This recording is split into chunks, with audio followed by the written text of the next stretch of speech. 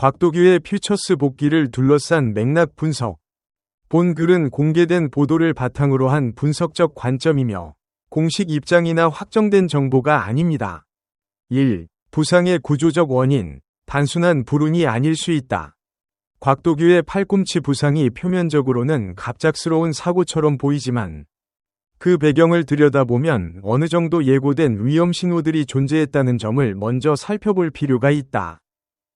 가장 주목해야 할 점은 그의 투구 폼이다. 낮은 3쿼터 궤적에서 150km 대투심 패스트볼을 던지는 동작은 구위면에서는 타자에게 극히 까다롭지만 팔꿈치 내측 인대, UCL에 가해지는 토크는 일반적인 오버핸드 투수보다 더 크다는 것이 스포츠 의학 분야에서 여러 차례 논의된 바 있다.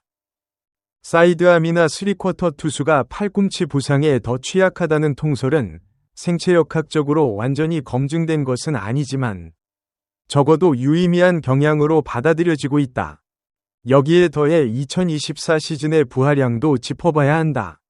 데뷔 2년차의 71경기 등판은 결코 가벼운 수치가 아니다. KBO 불펜 투수 중에서도 상위권에 해당하는 출장 빈도이며 짧은 이닝 내에 최고 구속을 반복적으로 발휘해야 하는 마무리 직전 필승조의 역할은 누적 피로도가 상당히 높다. 폭투가 7개에 달했다는 사실도 단순한 재구 불안정의 표현으로만 볼 수 없다. 투구 메커니즘이 피로와 함께 흔들릴 때 폭투가 증가한다는 관점에서 본다면 시즌 후반부 혹은 특정 구간에서 그의 신체가 이미 한계 신호를 보내고 있었을 가능성도 배제하기 어렵다. 물론 이것이 팀 운영 방식을 직접적으로 비판하는 근거가 될 수는 없다. 한국 시리즈 우승이라는 목표하에 전력을 최대한 활용하는 것은 구단의 당연한 선택이었으며 부상 자체가 과부하의 직접적 결과라고 단정하는 것도 섣부른 판단이다. 다만 2년차에 이토록 높은 강도로 기용된 젊은 투수가 이듬해 시즌 초반 팔꿈치 인대 손상에 이른 흐름은 적어도 구단 차원에서의 투수 관리 방식에 대한 조용한 질문을 남긴다. 2. 진단 과정에서 드러난 중요한 세부 사항. 보도에는 짧게 언급되었지만 사실 진단 과정 자체도 흥미로운 지점을 담고 있다. 1차 MRI에서는 팔꿈치 굴곡근 손상이 확인됐고 2차 정밀 검진에서 비로소 인대 손상 소견이 추가됐다. 이는 처음에 팀과 선수 모두 수술을 전제하지 않은 상태에서 진단을 시작했음을 시사한다. 굴곡근 손상과 인대 손상은 공존할 수 있으나 임상적으로는 다른 부위에 대한 개입을 필요로 한다.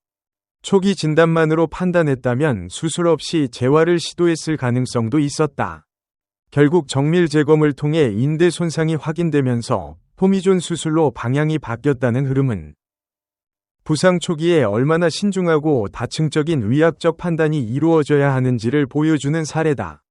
이런 단계적 진단 과정이 선수 보호 측면에서 긍정적으로 작동했다고 볼 수 있다. 3. 토미존 수술 이후 복귀의 기술적 의미. 토미존 수술 후 복귀 투수가 갖는 가장 큰 불확실성은 구속 회복 여부다. 수술 자체는 인대를 재건하는 것이기 때문에 구조적 안정성은 높아지지만 신경 전달 패턴, 근육 연결, 투구 감각이 수술 전 수준으로 돌아오기까지는 개인차가 크다. 이번 복귀 등판에서 최고 145km 위 투심을 기록한 점은 긍정적인 신호로 해석할 수 있다. 수술 전 150km대를 찍었던 것과 비교하면 5km 안팎의 차이가 있지만 퓨처스 첫 등판이라는 조건을 고려하면 전력 투구를 하지 않았을 가능성이 높다. 재활 등판의 특성상 구속보다는 메커니즘의 완성도, 팔의 감각 회복, 그리고 심리적 자신감 회복이 더 중요한 목적이기 때문이다. 삼진 2개를 잡으며 1이닝 무실점을 기록한 것은 수치보다도 그 질적인 측면이 의미 있다.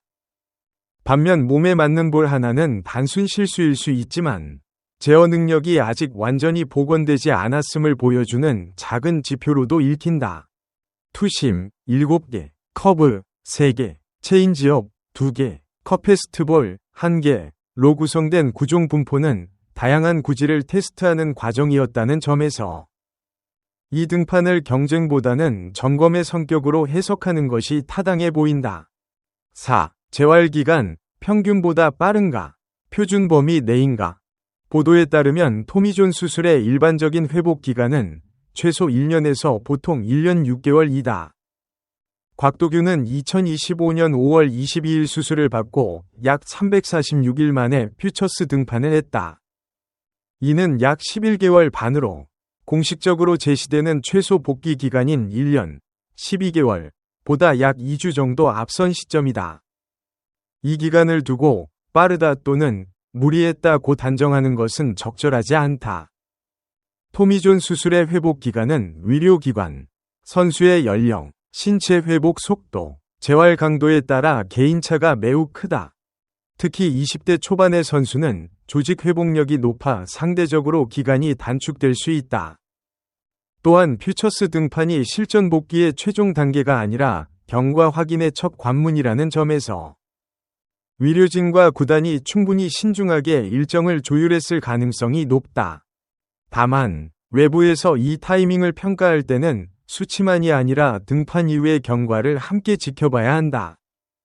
재발 부상의 위험은 복귀 직후 수개월이 가장 높다는 점은 야구의학 분야에서 반복적으로 제기되는 주의사항이다. 5. 기사가 가볍게 지나친 부분, 심리적 변수와 투구 폼의 재건. 기사가 충분히 다루지 않은 부분이 있다. 바로 심리적 측면과 투구 폼 재조정 문제다. 팔꿈치 수술을 받은 투수가 복귀 이후 가장 힘들다고 말하는 것 중 하나는 마운드에서의 두려움이다. 특히 전력 투구의 순간, 무의식적으로 팔에 힘을 빼는 심리적 브레이크가 걸리는 경우가 적지 않다. 이 두려움을 극복하고 다시 수술 전 수준의 공격성을 회복하는 것은 기술적 재활과는 별개의 과정이다. 많은 투수들이 수술 후 수년이 지난 뒤에도 이 감각 회복에 여전히 작업 중이라고 말한다. 또한 3쿼터 투구 폼 자체를 어떻게 유지하거나 수정할지의 문제도 중요하다. 부상의 원인 중 일부가 투구 폼과 연관될 수 있다고 판단할 경우 구단과 선수가 기존 폼을 유지할지 일부 조정할지 논의했을 것이다. 어느 방향으로든 쉬운 선택이 아니다.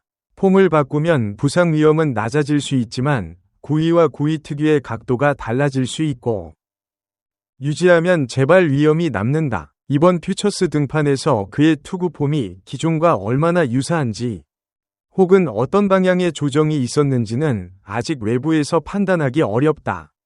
6. 기아와 KBO 좌완 불펜이라는 맥락. 곽도규의 복귀가 개인의 이야기에 그치지 않는 이유는 그의 포지션과 구단 상황 때문이기도 하다.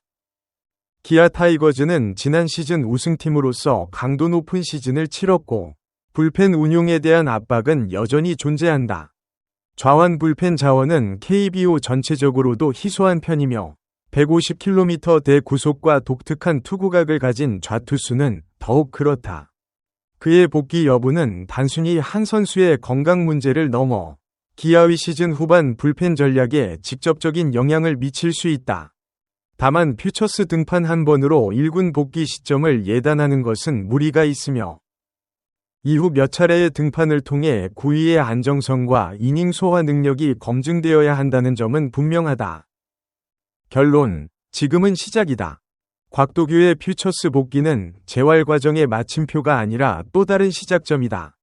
145km 투심은 숫자 이상의 의미를 담고 있지만 그것 하나로 모든 것이 결론 나지는 않는다. 그가 넘어야 할 관문은 구속 회복, 재구 안정, 심리적 자신감, 그리고 실전 부하를 견디는 신체적 내구성이다. 이번 복귀 등판이 주목받는 이유는 그가 특별해서만이 아니다. 젊은 투수가 중요한 시점에 부상으로 시즌을 잃고 긴 재활을 거쳐 다시 마운드에 올랐다는 서사 자체가 야구가 가진 본질적인 이야기이기 때문이다.